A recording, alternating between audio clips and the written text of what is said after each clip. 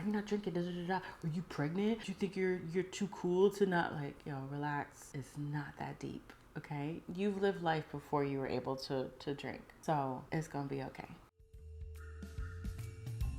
Hey, I'm Taylor-Alexis, and this is a safe place to talk dangerously about life in your 30s, wellness, and film. So if you're new, welcome. If not, thanks for coming on back. Okay, it's gonna be one of those episodes, one of those videos. So, once upon a time, I said that I was giving up alcohol. I decided that alcohol is just not for me. And I did. I did quit it for a bit, and then I dipped into it. Now, disclaimer, this is not one of those situations where, like, I had struggles with alcohol. It was just like, it was there, why not? Fine, take the edge off, blah, blah, blah. So let's chat about giving up alcohol again, and for good, and why. Because there's always a why. I guess I'll start this off with my last drink. My last drink was on Christmas Eve. I actually went to a Beyonce Cowboy Carter themed party. But the party was fun. I had a couple of drinks and nothing bad happened. I just was like, I don't really want to drink like that anymore. And I know a lot of people do like dry January. So I was like, okay, I guess, whatever. The US Surgeon General released an article, I think it was like the top of the year too, like January 3rd. I thought it was interesting to find or to read that alcohol consumption was leading in the top 3 causes of cancer. And it's like, these are, I guess they were like preventable causes where, like, if you kind of subtract that from your life, you lower your risk of getting cancer. So alcohol is number 1, and then up there is obesity and smoking. So I'm like, oh, okay. Then I did some digging, and I noticed that the warning labels on alcohol, that actually came into effect in 1989, right, in the US. And it hasn't been updated since. And it's basically kind of vague about like the other health problems. It's like, it may give you other health problems, which is so vague. It's so general for it to be a label for the last like 37, 36 years. That's a little crazy. That's a little crazy. So it had me thinking of like, I don't really have a purpose for alcohol in my life. Like, I know it's a depressant, and I really want to come here and speak candidly with you. And it's a way for people to kind of cope with things. And I was just like, I don't want to go down that route. And like, I don't feel good after I'm drinking it. I feel so slow and sluggish, like I said before. There's no actual health benefit. And I'm on my wellness kick, my health journey. It's just like, what's the point? There's been a rise of cancer within the millennial demographic. And I was like, oh, I'm a millennial. Oh no. So I thought this would be great to kind of share it here. Now, this is not to be the person that's like a killjoy and saying like, oh no, don't drink, da da da. But the US Surgeon General also said that there is no amount of alcohol that could like be done in moderation to prevent some of these cancers. And it's like breast cancer. Like, I think the stats with breast cancer is like 17% of women with breast cancer had like heavy alcohol consumption, which is crazy to think about.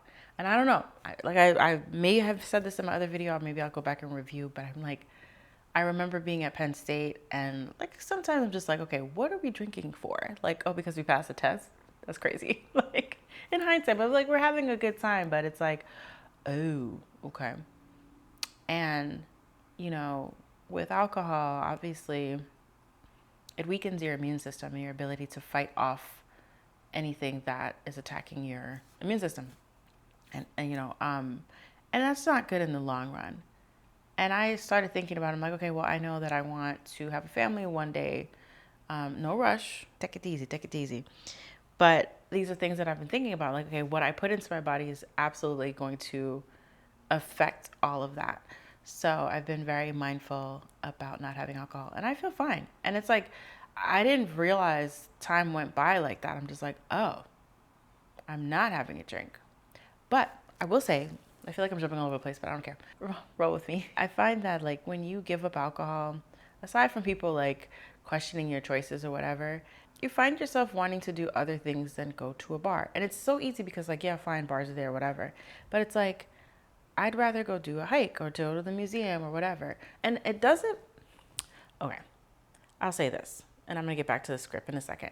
But just because I go to a bar doesn't mean that I'm not going to have a good time. There are mocktails for that reason, or I can get a soda and I'll be fine. Like, it's no biggie. Like I said, it's not something that I'm struggling with alcohol or anything like that. It's just like, I don't really see the point of it. Okay. So for me, that article really reaffirmed my decision in giving up alcohol. I don't want to be sluggish. I don't want it to slow me down. And I definitely don't want cancer. I'm like, breast cancer is very common and it's very scary.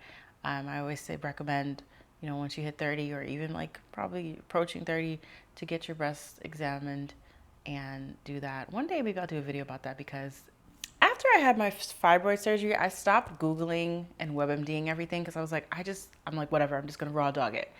Raw dogging a breast examination in a doctor's office that's also been backed up for the last 4 hours was absolutely traumatizing. I really want to have better experiences with doctors. Maybe out here in LA. New York, I don't know. Not to say that there aren't great doctors in New York, but I just haven't had any. No, that's not true. My OBGYN is okay, but I haven't had that many great experiences.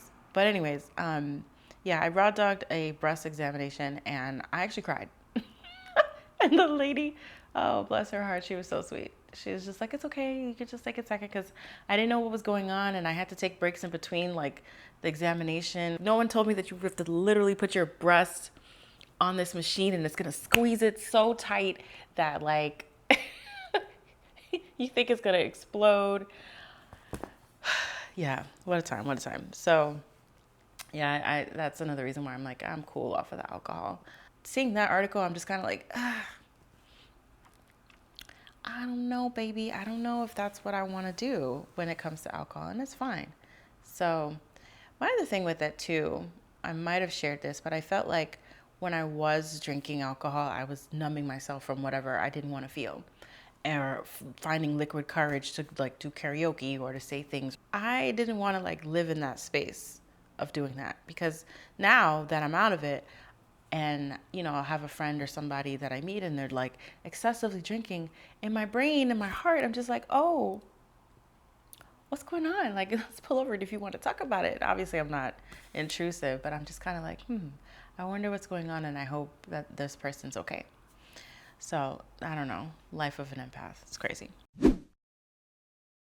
Also too, with giving up alcohol, like I've said, it's a challenge to kind of find other activities and different ways to cope with stuff. So like, of course, it's like if you had a long day, you want to go to happy hour and you want to get some wine, or you want to, take a shot of tequila or something to take the edge off or whatever. Or maybe you're going on a first date and you just want to like do a shot back to a shot of whiskey back to calm your nerves. But I think once you give up alcohol, it kind of forces you to be confident. It kind of forces you to kind of like to raw dog life, honestly, in the safest of ways. Like I've had months before, in the previous year, where I wouldn't touch alcohol or anything like that, and I wouldn't even think about it. But then like I'll have it, and I'm like, oh man, this doesn't feel good, right? And I'm like, I can't continue to keep doing that. Let me know if anybody else has had that feeling. Like I feel a little crazy, but not in the sense of like, or it's detrimental to my health or I'm like damaging anything, but just something that I've taken note of. But I think with managing your triggers or cravings for alcohol, you can also like find other vices, right? You can tap into some hobbies, you can exercise, you can meditate. And I think I would go back to that point again too, like where I felt as if, how could I be putting all of this poison or alcohol into my body and then getting up and working out? It's just like I'm defeating the point. And I'm pretty sure the calories from like alcohol and the sugar and all stuff, it's not good in the long run. Again, not being judgmental. Once you make your own decisions, I'm just reflecting on mine. But I think I'm good. And it's funny because I saw like a tweet or a thread, one of the two, and probably a thread, and they were just like, I want mocktails to remember who they are when it comes to prices. And while I get that, but I think, bartenders do take some time to craft mocktails too. It's not just like, a Shirley Temple or something like that. But I think it's really, I think it's fun to see how a lot of these bars and restaurants are accommodating people that are sober or sober curious. There was a CNN article, and it was a restaurant owner. It was a woman too. I can't remember where. I want to say it was in Canada. I'm not sure. But she was basically saying like a lot of her regulars were kind of requesting, or a lot of her customers were requesting mocktails, and she decided to like kind of expand her mocktail menu and stuff like that. So I'm like, people are out there and they're accommodating to it, so it's great. My only thing with the mocktails, it's not about the price, it's just about the sugar too. I feel as if alcohol does something to like kind of cut the sugar up or whatever, so then it's just like straight sugar. I don't know, whatever, I could be on something else. But in time you'll start to develop a new routine, new habits. So it wouldn't even be a matter of like, oh, there's been this many days since I've had alcohol. It's just something that like you don't even think of because time flies by. And listen, you are what you ingest, you are what you drink, you are what you eat, you are what you consume. And I'm not shaming anyone at all. What's the point? Just keep in mind, for people that aren't drinking, or they're taking a break, or they're just completely done with it, they can still be fun too. And you don't need to like pound it on them like, why are you not drinking? Da, da, da, da. Are you pregnant? You think you're too cool to not, like, yo, relax. It's not that deep, okay? You've lived life before you were able to drink. So it's gonna be okay. Just because you're not drinking too, like, don't isolate yourself. You can still go to a bar. You can still hang out with people. Unless you're actually struggling with alcohol, then of course, maybe you might not go to a bar or be around it. If you made that decision to be sober and not consume alcohol, then just remember that, you're stronger than your cravings. I want to kind of talk about like the benefits of giving up alcohol, some that I've experienced, some that I haven't experienced just yet, but I'm sure people out there can relate. So obviously, numero uno is your improved physical health. When you cut back from alcohol, you're also cutting back from the sugar, you're cutting back on your liver having to process so much to just get you back to normal. I think the next thing is like having mental clarity. I find that I'm like way more focused when I'm just like, I'm on a routine, I'm doing things, I'm competing with sirens. Some things just never change. I often wonder if I was supposed to be a theater kid. Better sleep quality. I know a lot of people like to say like, yeah, it was a nightcap, I'm just gonna help me sleep. Alcohol is so disruptive for your sleep. I find that for myself. I'm like, man, if I had a night of like tequila, I can come home, take a shower, take off my makeup, put on my PJs, and then by like 3, 4, 5 in the morning, I'm stripping myself naked because I'm hot. I'm tossing and turning. It's just not a good time. And then I wake up, I'm all cranky and I'm slow and I still feel like I'm drunk. Ugh, the hangovers. Not worth it. So not worth it. But you also get increased energy levels and also an increased bank account. Maybe you're not spending as much money as you would on drinks. I mean, my bills are totally different now when I go to a restaurant versus when I was drinking versus when I wasn't. So that's cool too.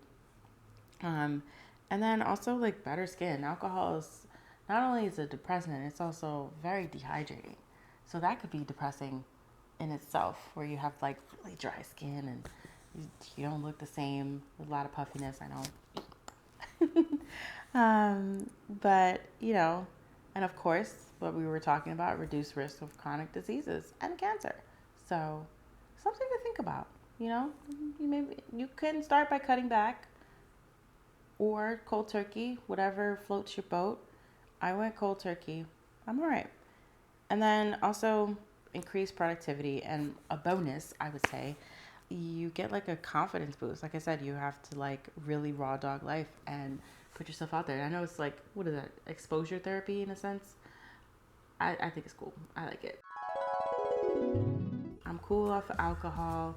if you've thought about it, or maybe you have stopped drinking alcohol, I'd love to know. Let me know in the comments. How has that changed your life? You know, do you find that drinking in your 20s is the same as drinking in your 30s? Let me know. I know.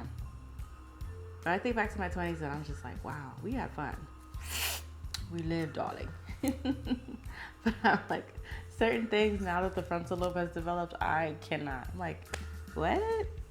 No. So if you're gonna drink, I can't even say, I don't even know. I can't push the same message of like, drink responsibly. I'm like, don't.